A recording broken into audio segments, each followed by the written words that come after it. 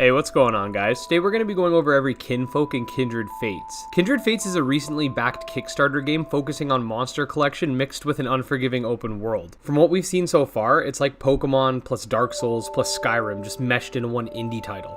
For those of you who want more information on the game, I'll leave a trailer in the description below so you can check it out for yourself. Do keep in mind that the game is 3 years away and just received $700,000 in backing, so it's going to be much more fine-tuned and polished upon release than what we see in this very early teaser. Anyways, with all that being said, what exactly is a Kinfolk? Kinfolk, of course, are the monsters of Kindred Fates, and they differ from something like Pokemon quite greatly. First of all, they're highly sentient beings capable of speech and making their own decisions. If you treat them poorly, for example, they'll actually leave you. This isn't the master-slave archetype we're used to in Pokemon and Temtem, but more like a partnership like Digimon. Each Kinfolk can be categorized into one of 9 types, and if you haven't seen my video going over the various types and how they'll likely interact with one another in Kindred Fates, I highly recommend you check it out, as the types work differently in that typings don't actually do extra damage to one another, but instead counter each other due to playstyle. I'll leave a link to that video in the description, should you be interested. Anyway, so like I was saying, every Kinfolk is one of 9 types, and as of right now, every Kinfolk that we know of is monotyped, and judging by how this is kind of like a ARPG style game, I wouldn't be surprised if they remain that way,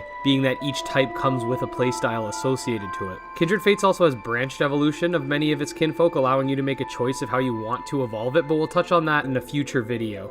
Just know that there are multiple evolutions for some Kinfolk, and that doesn't necessarily mean it evolves in a straight line. Unfortunately, at this time, we don't really have that much information regarding each Kinfolk, such as in-game descriptions, stats, or personality files, so just keep in mind that this video will likely be somewhat short and to the point as a result. Alright, so with all of that out of the way, let's jump right into the series mascot, that being Auburn. It's a fire-typed cub that appears to be some sort of cross between a puppy and a bear. This will actually make a lot of sense once you see its evolution, but for now, its name derives from the word aw, as in cute, and burn, which obviously refers to the fact that it's a fire type.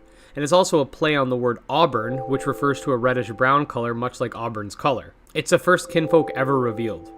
Remember how we just spoke about branched evolution? Well, one of Auburn's choices is to evolve into Canite. Canite's a fire-smoking wolf creature that you can actually ride. Its name's derived from canine, which means dog or wolf, obviously, and bite, since dogs bite, I guess. It's also spelled with a K-A-I, which is the Frisian word for warrior, so take with that what you will. As of right now, it's confirmed not to evolve any further. Ember is a separate evolution to Auburn. Remember how I said Auburn sort of looks like a cross between a pup and a cub? Well, the first evolution is a wolf, and this one's a bear, so there you go. If you notice, Canite has a black smoke mane, which perhaps the knight in its name also refers to that, while Ember has a white smoke mane. One is sleek and presumably fast, while the other is large and perhaps tanky or powerful. It's a quite nice contrast, creating a foil of sorts. Its name is derived from Ember, which is a small flame, and Bear, which is, well, just look at it. Ember runs a shop in one of the towns, and it's become sort of a meme that it eats its own pretzels.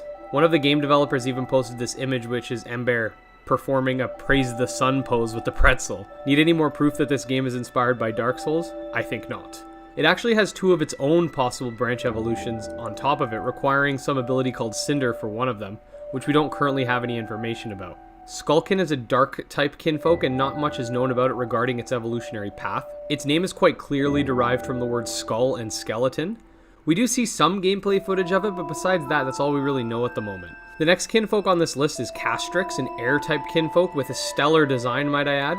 Unfortunately, I can't quite pinpoint its name's origin. One potential word of origins I've been able to pull from the first 3 letters Ka is the word Kamzin, which refers to a hot southerly wind that blows in Egypt. Most words that begin with K-H-A are Middle Eastern of origin, so I'm not too knowledgeable on that front. It does have a somewhat ghostly look to it, so perhaps the A-S-T-R in its name refers to the word astral, which is another worldly being, but it's also quite possible that it's named after some sort of mythological creature that I missed, or that I just had a brain fart and the answer's right in front of my face. Either way, it's sick, so let's just end on that note. Avion, or Avion, not 100% sure how to pronounce it, is another large air-type bird Kinfolk whom we know is an available mount for flight. Its name can be broken into 2 parts, being Avi and the other Eon. Avi is likely derived from the word aviation, which refers to the operating of a flying contraption, likely referring to the fact that you can use it as such, and Eon is defined as a considerable amount of time. It's possible that when more lore comes out about this Kinfolk, we'll learn that maybe it existed for quite some time. Its full name is actually pronounced similarly that to the word avion, or avian, which has its roots in French origin and essentially means any machine that flies. This further relates to the Latin word avis that translates to bird. This is yet another example of how deeply layered these naming choices were. In Bakianawas' case, it's actually just a placeholder name, hence why it seems a little off from the other kinfolk. Bakianawa is seen in the trailers as being used as a surfing mount. Even this placeholder name has deep-rooted origins and is likely derived from Bakunawa, which is a serpent-like dragon in Philippine mythology. It's said to be the cause of eclipses, earthquakes, rains, and wind. Honestly, it's pretty interesting stuff if you ask me. If it wasn't already clear, this is a water type. Next up is Kodoki, another name that is a bit of an outlier here. I'm not sure whether or not this is also a pre-alpha name, but it seems to be of Japanese origin. The word doki is used in Japanese to describe the sound of a beating heart, and kodo refers to the heartbeat and primary source of rhythm, and ki refers to the energy within us all. These themes don't really seem to be related to this acorn-looking kinfolk, but perhaps it likes to dance or something.